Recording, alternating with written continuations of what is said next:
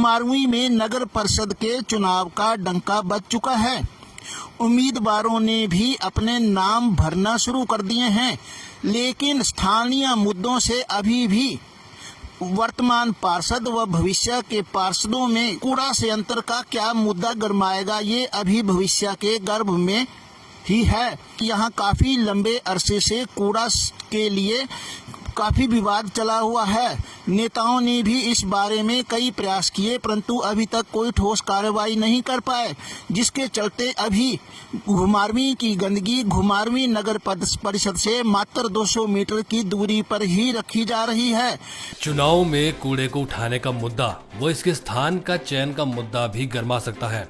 बताते चलें कि बरसों से घुमारवीं में कूड़ा रखने के स्थान के चयन की प्रक्रिया जारी है।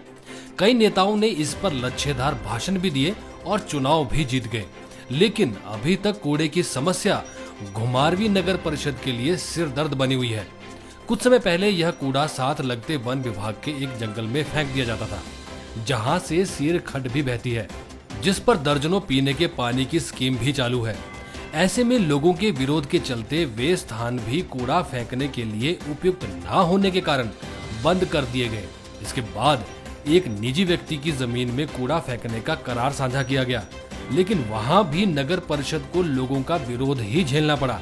उसके बाद नगर परिषद बिलासपुर में ये व्यवस्था की गई कि रुपए 5,000 प्रति गाड़ी के हिसाब से नगर परिषद बिलासपुर लेगी, लेकिन वहां भी कूड़े को ठिकाने लगाने की बात सिरे नहीं चढ़ पाई, जिसके चलते अब यह सीर खड्ड के किनारे जहां भी अंधेरे में स्थान मिला वहां कूड़ा फेंक दिया जाता है तथा कूड़े का मामला इस बार भी चुनावों में मुद्दा गरमा सकता है। घुमारवीं से हिमाचल दर्पण लाइव टीवी के लिए पवन चंदेल की रिपोर्ट। कुछ समय पहले एक कूड़े की नगर परिषद की गाड़ी बिलासपुर के लिए जाती थी, परंतु वहां भी विवाद होने के चलते अब कूड़े को कहीं भी नहीं भेजा जा रहा है, जिसके चलते ये हर बार राजनीतिक मुद्दा भी होता है। लेकिन सिर्फ ये राजनीतिक मुद्दा चुनावों तक ही सीमित होकर रह जाता है, जबकि वास्तविकता ये है कि अभी तक इसके लिए कोई भी जमीन नहीं तलाशी गई। घुमारवीं से हिमाचल दर्पण लाइव के लिए पवन चंदेल की रिपोर्ट। नगर परिषद क्षेत्र घुमारवीं में जो रोजाना लोगों के इस्तेमाल से गार्बेज जो जनरेट होता है, जो वेस्ट जनरेट होता है, उसको सेग्रीगेट करके सूखा और गीला कूड़ा अलग अलग करने की व्यवस्था वार्ड स्तर पर बनाई गई है। एमसी को वो दायित्व दिया हुआ है, पहले से एक्ट में निर्धारित है कि वो सुनिश्चित करेगी।